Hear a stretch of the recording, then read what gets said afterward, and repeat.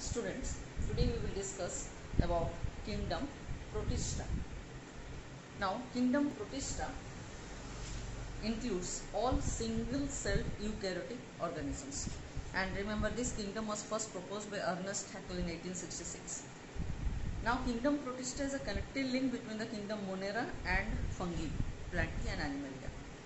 And this Protista includes the following categories like photosynthetic, chrysophytes, dinoflagellates, then euglenoids, which shows very special characteristics between plants and animals, then slime molds, which are consumer decomposer protist, and one is protozoan protist.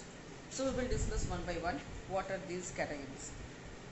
The first, we will go to chrysophytes, and this chrysophytes includes diatoms. Okay, so there is a chrysophytes, they includes what? Diatoms. Now this diatoms is known as golden algae. Okay, so diatom is known as golden algae and it is a chief producer in the ocean.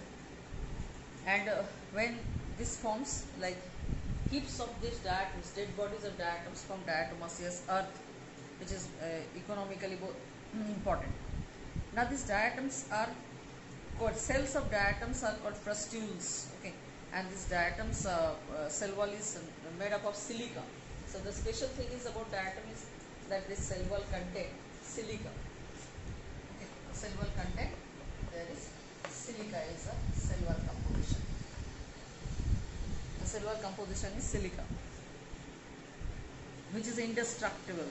Okay. Now these diatoms are variously colored also, and each cell has a large central vacuum, chloroplast, yellowish brown to greenish brown. That is chlorophyll A and C is there in this diatom cell.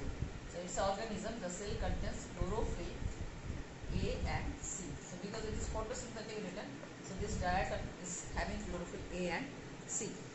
Food reserve in the form of oil. Okay. And these diatoms are the chief producer in the ocean. Economic importance of diatoms are very important photosynthesis, synthetics, and these are also, along with these diatoms, in this chrysophyte category, there is desmids are also there. So diatoms and desmids. So desmids are there, and these desmids are golden algae. The cell walls have like unicellular green algae. They also float on the water. So these are generally known as this phytoplanktons. Okay, these are phytoplanktons. Now we will come to dinoflagellates. Now dinoflagellates are what? What are the example of dinoflagellates? Let's see. So dinoflagellates examples. This is Gelidium,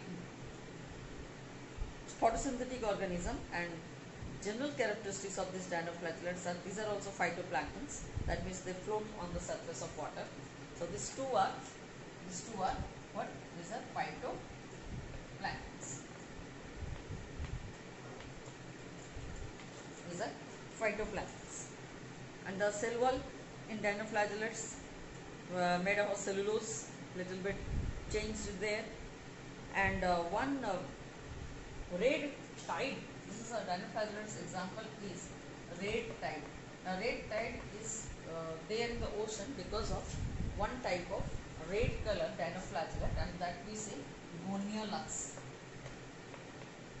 Goniolux is that organism. Because of this dinoflagellates, this red tide causing, and then toxins also released from these animals. Some dinoflagellates like Noctiluca. Now Goniolux is responsible for red tide, and Noctiluca is responsible for bioluminescence. So luminescence means they emit light. Bioluminescence, they emit light. Okay.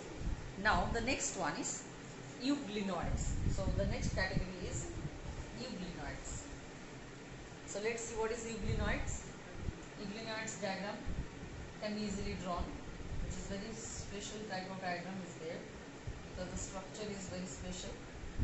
There is a long flagella is there, and this is the euglenoids diagram. It shares plant as well as animal characteristics. They have nucleus here, and there are the chloroplast also there, chloroplast is also present here, and plant features are also there, animal features are also there. So euglena is considered as the link between plant and animal. Now what are the plant features? Chloroplast and chlorophyll are present, and it produces this autotrophic nutrition.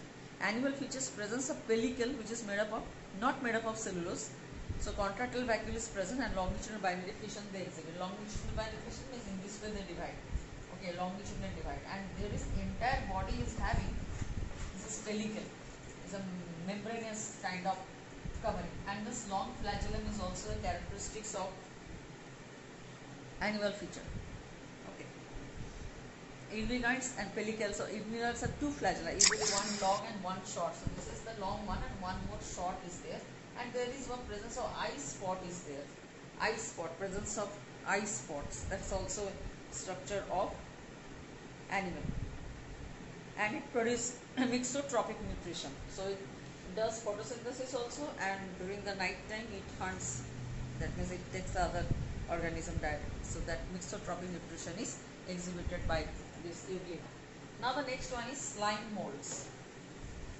Now slime molds are little bit fungi kind of thing. Okay, so slime molds, these are found in moist terrestrial spaces in decayed organic food. So slime molds are normally what? Slime molds are, these are saprophytes, and it's more a relationship related to, you can say very much related to fungi. Related to fungi. Now they said that fungi evolved from these slime molds, and these slime molds lack cell wall. They are surrounded by plasma membrane, and they reproduce by spores as the fungi do. And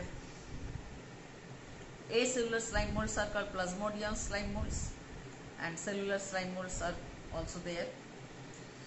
So these slime molds are generally occur on the damp soil, jelly-like appearance. So this is called consumer decomposer protists. So major role in the environment is what? These are the consumer and decomposer protists. Okay, fine. This is the slime molds, and they are beneficial because they help in decomposition of organic matter in the soil. So that is the slime mold economic importance. Now next is the protozoans.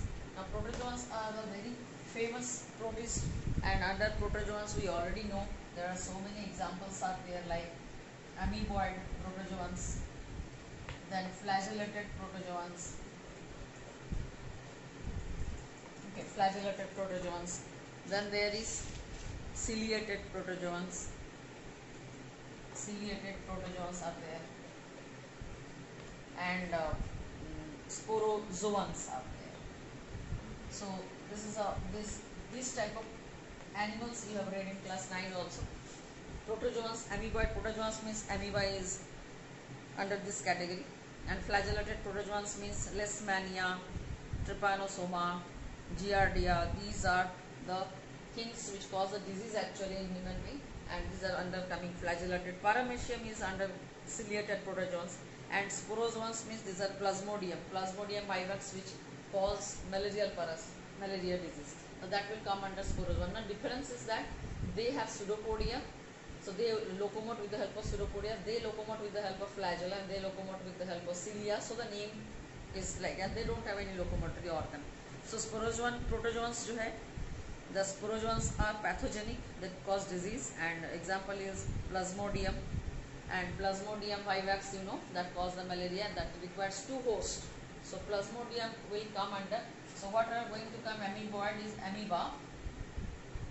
Amoeba is the example, and sporozoans, the example is Plasmodium vivax, which is malarial parasite, and ciliated it is coming Paramecium. Paramecium is the, and flagellated coming Leishmania. So these are the certain examples of these protozoans, and the common characteristics of these protozoans, they all locomote, they are mostly pathogenic. So amoeba also cause disease, amoeba, entamoeba, this will come under amoeboid. protozoans, and their specialty is they have pseudopodia. So with I have completed this chapter, and the next class I have completed this protista topic, and next class we will discuss kingdom fungi. So clear your doubts in the online class. Thank you.